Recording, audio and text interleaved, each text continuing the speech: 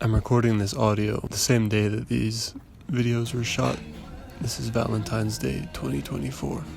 Bel and I are both sick, red-nosed, itchy eyes, bunged up. I like the ones with pictures. But we wanted to go on an adventure, and these are just a few little videos to remember it. But I wanted to read, along with that, some words that I wrote on November 28th, 2023, which was exactly 6 months from the morning after our wedding, May 27th, 2023. So, these are those words. Considerations from 6 months of marriage, written at 7:05 a.m. on November 28th, 2023. Marriage with Bel is wonderfully, surprisingly normal and natural. This became apparent almost immediately. Another wonderful surprise. There is no shame in devotion, not strangers. We are one unforced. Sure, there's clumsiness and misunderstanding, which must come with total closeness. But these are also part and of, and do not even begin to question our oneness. Our bond feels ordinary in the best kind of way, what God has joined. Marriage provides an experience of connection, promise, and belonging that goes beyond physical space. Before marriage, there is a sense of being dependent on being with your love in order to feel together. Or perhaps, to explain from another point of view, even during a relationship, we can still feel singular, a feeling which is heightened by being physically alone. In marriage, this is no longer the case.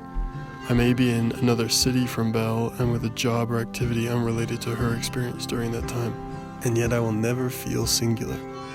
When I am on my own, I know that I am a representative of us, and that I am no less with Bel, even if we are, for the moment, not physically together. We are wholly one, always.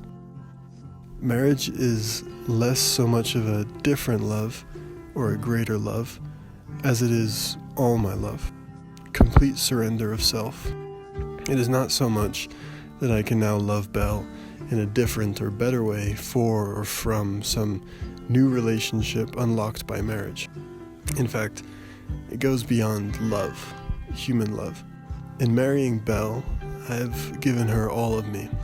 I can no longer love her better in that sense. She already has all of my love. No, now I must be love like God is love, and therefore she will have love. My love for Bel can no longer rely on desires, attractions, or good intentions from myself. I must myself rely on God, be made more like Him, and thus become more loving. The more like God I become, the more love Bel will have in and with and from me. To love like Christ loved the church, which He gave His life for. This has become evident to me in the simple, unceasing nature of marriage. I have no control as to when I am a husband or not. I am always a husband, and therefore I am unable to adequately love Bel better and better forever and ever by my own measure. The truth of this is a better, greater, different, non-human love, which I can only know in God. As it becomes evident in me, Bel then receives it. This is a process between a perfect God and an imperfect man, which is so painfully obvious.